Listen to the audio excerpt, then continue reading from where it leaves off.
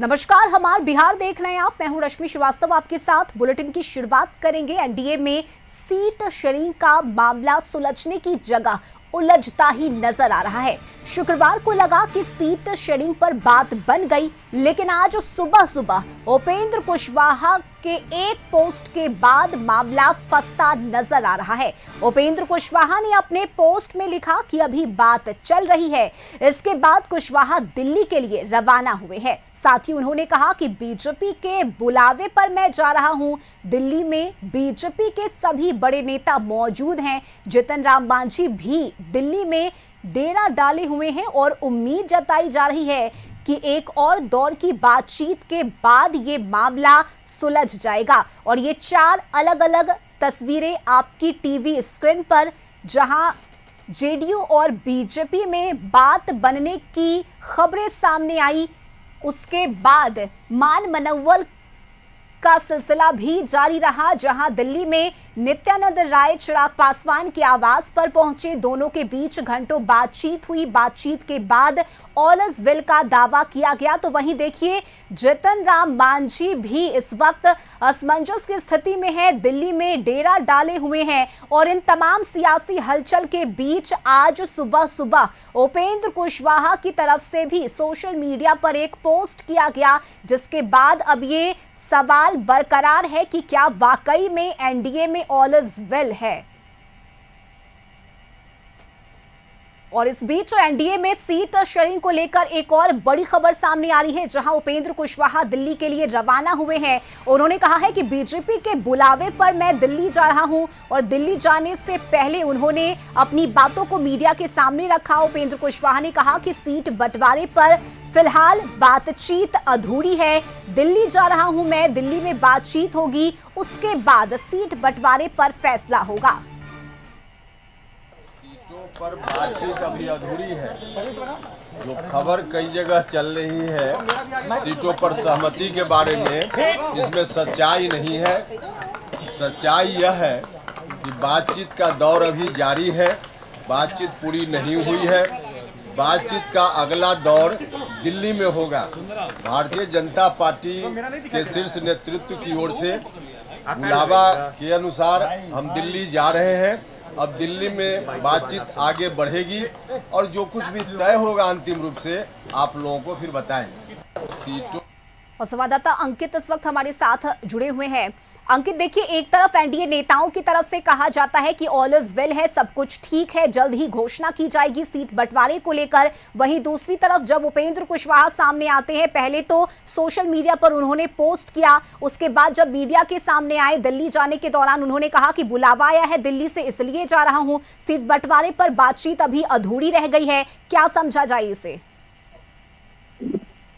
जी रश्मि, देखिए, विधानसभा चुनाव का ऐलान हो चुका है और अभी तक सीट शेयरिंग के मामले जो हैं वो फंसे हुए हैं। एक तरफ नामांकन जो है वो शुरू हो गई है, लेकिन अभी भी सीट शेयरिंग के मामले फंसे हुए। एनडीए की बात कर ली जाए, चाहे महागठबंधन की बात कर ली जाए, एनडीए में जब सीट शेयरिंग की बात होती है तो बीजेपी के जो लोग हैं वो बोलते हैं कि सभी कुछ सही चल रहा है। वही जब घटक दल के लोग से बात की जाती है तो आज सुबह में जीतन राम मांझी ने भी बताया कि हम लोग को दिल्ली बुलाया गया है, दिल्ली में आज एनडीए की बैठक होने वाली है, इसमें शामिल होने के लिए जा रहे हैं। अब जो सीट शेयरिंग के मामले हैं वो आज शाम तक क्लियर हो जाएंगे। लेकिन पेच यहाँ फंस रहा है कि उपेंद्र कुशवाहा जब दिल्ली के लिए रवाना हुए तो उन्होंने पटना हवाई अड्डा पे बयान देते हुए उन्होंने कहा कि उपेंद्र कुशवाहा ने मीडिया से बात करते हुए कहा कि सीट पर अभी सहमति नहीं बनी है। जो सच्चाई की बात है, अभी दौर जो है जारी रहेगा। सीट शेयरिंग को लेकर के देखिए मामला जो है वो फंस रहा है। सुबह सुबह उन्होंने ट्वीट करके भी नाराजगी जो है वो अपनी जाहिर किए। अब देखने वाली बात ये होगी, क्या जो सूत्र के हवाले से खबर सामने निकल करके आ रही है कि आज शाम या कल दोपहर तक सीट शेयरिंग के मामले फाइनल हो जाएंगे या फिर नहीं, क्योंकि अटकलें जो है काफी लगे हुए हैं। बीते दिनों चिराग पासवान की बात कर ली जाए तो चिराग पासवान भी नाराज चल रहे थे उन सीटों को लेकर के। चिराग पासवान को भी मनाने की काफी कोशिश की जा रही थी।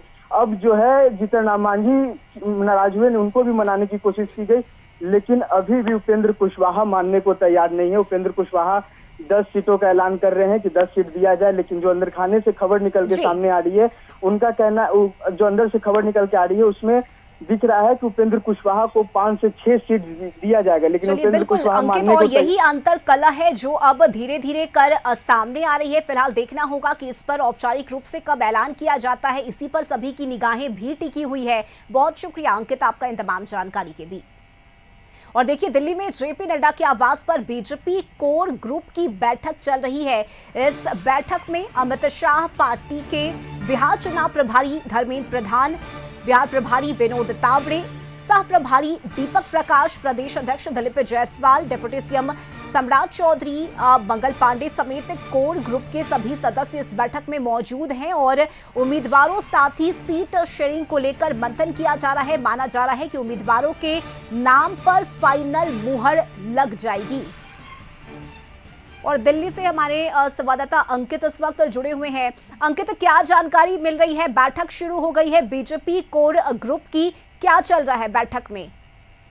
निश्चित तौर पर देखिए कि जिस तरीके से बिहार में आगामी समय में विधानसभा का चुनाव है, उसको देखते हुए भारतीय जनता पार्टी के राष्ट्रीय अध्यक्ष यानी कि जगत प्रकाश नड्डा के आवास पर एक बड़ी महत्वपूर्ण बैठक चल रही है।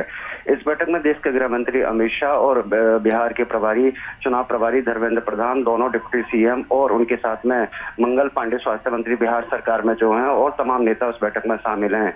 आगामी समय में बिहार में विधानसभा का चुनाव है, ऐसे में प्रत्याशियों के नाम पर चिंतन और मंथन हो रहा है।